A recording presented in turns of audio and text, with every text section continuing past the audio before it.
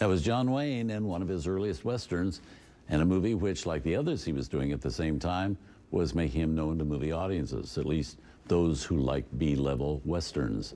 Back to talk about the life and career of John Wayne is writer and celebrated biographer Scott Eyman. Now, if John Wayne is kind of building his career and getting respect to moviegoers and stuff in certain areas, was he being treated better by studios and stuff when he was working there? This was the blue-collar end of movie production. This was, he was getting paid $750 a picture. So now in the pit of the Depression, 32, 33 is the pit of the Depression, $750 for a week's work is certainly not bad.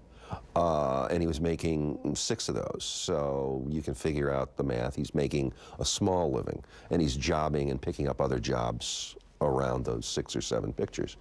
But no, you're because of the speed element, because that nobody is a big star, so you don't get the accoutrements and the cushy treatment that big stars got. This was, you were expected to show up, you were expected to know your lines, you were expected to get it done in 1 take, 2 at the most, and move on. And if the stunt man was drunk and didn't show up, then you had to do your own stunts as well. It was rough. Yeah. It was rough. And you're working outdoors for the most part in various locations, and you're working with horses, and you're working with a lot of stuntmen. And it's not like you're making, you know, a society drama with gazing in each other's eyes with over teacups. And you're also making movies 6 days a week.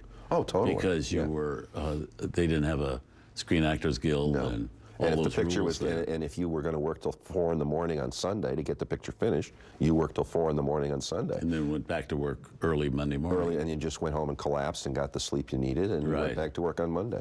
Yeah. You had to get it done. And so for how many years did he do that?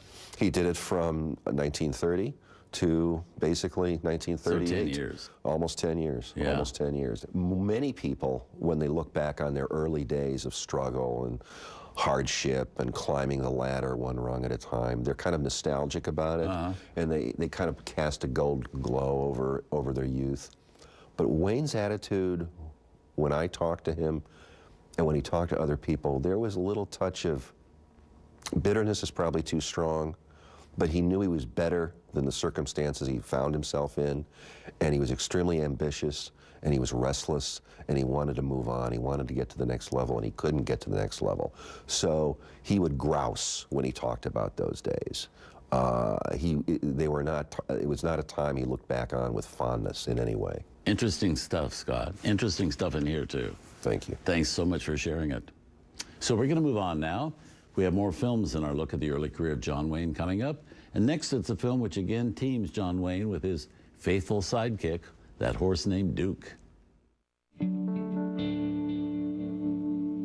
Tonight on Turner Classic Movies, star of the month John Wayne gets roped into the outlaw's life in Somewhere in Sonora. Then the Duke is one of Barbara Stanwyck's conquests in Babyface, and early Hollywood policies are explored in Thou Shalt Not Sex, Sin, and Censorship in Pre-Code Hollywood.